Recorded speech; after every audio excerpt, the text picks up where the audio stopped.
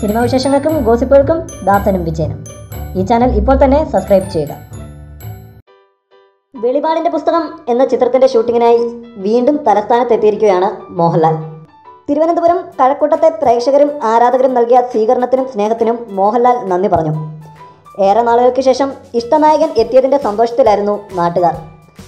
ഇതിനു മുമ്പ് മഹാസമുദ്രം, കോളേജ് കുമാരൻ തുടങ്ങിയ ചിത്രങ്ങളുടെ ലൊക്കേഷനായതും ഇവിടം ആയിരുന്നു. നാട്ടുകാരെ ത്രസിപ്പിച്ച ചിത്രീകരണമായിരുന്നു മഹാസമുദ്രത്തിലേത്. അത് ഇന്നും ഒരുപക്ഷെ മോഹൻലാൽ മറന്നിട്ടുണ്ടാവില്ല. മേനംകുളത്തും പരിസരത്തുമായിരുന്നു മഹാസമുദ്രം ഷൂട്ടിംഗ്. ചിത്രത്തിലെ ഒരു സംഘടന രംഗമായിരുന്നു ഇവിടെ ചിത്രീകരിച്ചത്. മേനംകുളത്ത് സമീപത്തെ ഒരു ഇരുനില വീടായിരുന്നു അന്നത്തെ ലൊക്കേഷൻ.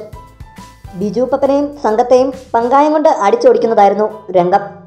മോഹൻലാൽ മുണ്ടുമടക്കി അടി തുടങ്ങിയാൽ തിയേറ്റർ ആണെങ്കിൽ കൂടി ആരാധകർ അടങ്ങിയിരിക്കില്ല. അപ്പോൾ ആ മനോഹര ദൃശ്യം നേരിട്ട് കണ്ടാലോ? ആരാധകർ നിയന്ത്രണം വിട്ടു.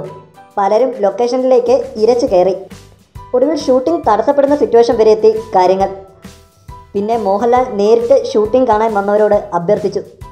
തുടർന്നായിരുന്നു സംഘടന രംഗത്തിൻ്റെ ബാക്കി ഭാഗം ചിത്രീകരിച്ചത്. ഇപ്പോൾ വീണ്ടും മറ്റൊരു ചിത്രത്തിൻ്റെ ഷൂട്ടിങ്ങിനായി ലാൽ എത്തുമ്പോൾ നാട്ടുകാരുടെ ആവേശത്തിന് ഇപ്പോഴും ഒരു കുറവും സംഭവിച്ചിട്ടില്ല. കൂടുതൽ സിനിമാ വിശേഷങ്ങൾക്കും ഗോസിപ്പുകൾക്കും ദാസനും വിജയനും. ഈ ചാനൽ ഇപ്പോൾ തന്നെ സബ്സ്ക്രൈബ് ചെയ്യുക. വീഡിയോ ഇഷ്ടപ്പെട്ടെങ്കിൽ like, share, comment. Thank you.